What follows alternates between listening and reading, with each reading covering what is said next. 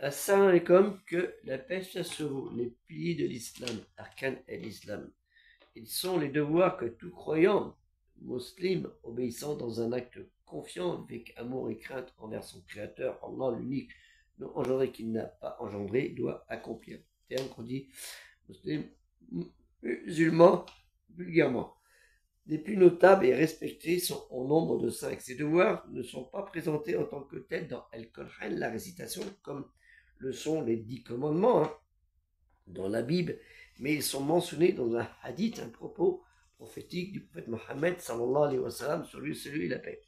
L'islam est bâti sur 5 piliers que tout croyant musulman, obéissant à un acte confiant, se doit de respecter dans ses obligations de culte nommées, comme je vous l'ai dit, arkan al-Islam. Le premier est l'attestation de foi, le shahada, en l'existence, en l'unicité de Dieu, un non engendré qui n'a pas engendré, et en la prophétie du dernier des prophètes, en l'occurrence Mohammed sallallahu alayhi wa sallam, qui est le sceau de la prophétie. Naturellement, c'est important de le comprendre comme cela. Textuellement, il est en deux parties, qu'il n'y a pas d'autre divinité qu'il mérite d'être adoré si ce n'est que Dieu Allah, Dieu lui-même Allah, ashhadu an la ilaha illallah, et que Mohammed est le dernier messager et messager de Dieu. Ashhadu anna Muhammad Rasulullah, mais dans le sens qu'il est le dernier d'une lignée de nombreux prophètes, qui n'est pas le seul. Si vous dites qu'il est le seul, ça n'existe pas. Vous avez tout mal compris. Donc le deuxième partie, après cette shahada, cette attestation, c'est les 5 prières quotidiennes. Comme vous le savez, elles ont été révélées dans le mois de Rajab. Les premiers musulmans ne faisaient pas les 5 prières. C'est venu à une période que vous savez tous. Les 5 prières quotidiennes, salat ou salawat, l'accomplissement de ces 5 prières canoniques ont lieu à l'aube, al-fajr, au milieu de la journée, lorsque le soleil est à son zénith, al-zuhr, au milieu de l'après-midi, al-asr, l'autre c'est, on va dire à midi, au coucher du soleil, al-maghreb, ça dépend de la saison, pour tous, surtout pour le maghreb et pour le fajr, et la nuit, c'est la isha, qui se fait un peu plus tard. Chacune d'elles, dans la nuit naturellement, est constituée d'un nombre variable de rakatin, qu'on peut qualifier d'unité de prière. En plus de la prière rituelle, salat, il existe aussi le tasbir, le dirk, le doha, les éloges, les évocations, les invocations,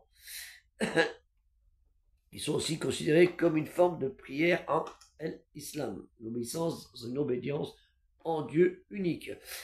Et existe le troisième, le fait de s'acquitter de l'aumône rituelle zakat.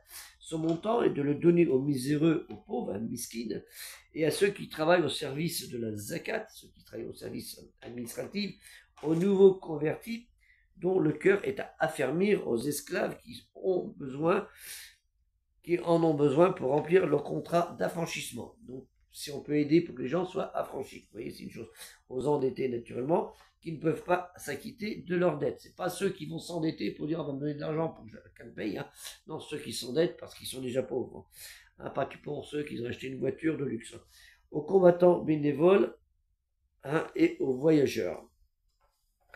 Le fait de, et aussi, il y a le jeûne, quatrième, on va bientôt y arriver, Inch'Allah, le fait de jeûner le mois de Ramadan, qui est le 9e mois du calendrier hégirien, le seul mois dont le nom figure dans la récitation El-Qur'an.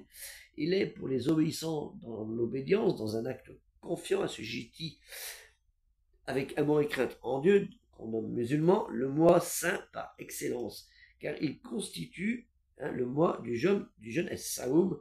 Il contient aussi Layla el-Qadr, la nuit du destin, la nuit de la destinée. Quelle est la valeur de la nuit de la destinée? Ça, vous avez appris cela.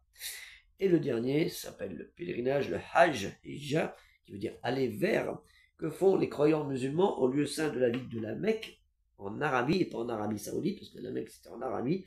L'Arabie Saoudite, ça veut dire plus tard, qui est entre le 8e et 13e du mois lunaire de Dhul al-Hijja, celui du pèlerinage. Le 12e mois de l'année musulmane, qu'a lieu le grand pèlerinage à la Mecque, qui constitue donc ce 5e pilier de l'islam sunnite et fait partie aussi des auxiliaires de la foi chiite.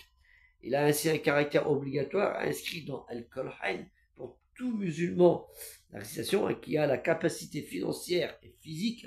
Si tu es gravement malade, il ne faut pas y aller, hein, parce qu'il y a beaucoup de gens malades qui y vont et qui malheureusement ils décèdent. Et il y a un business là-dessus pour dire ah vous êtes malade, c'est bien, tu vas toucher le baraka. C'est plutôt eux qui vont toucher l'échec.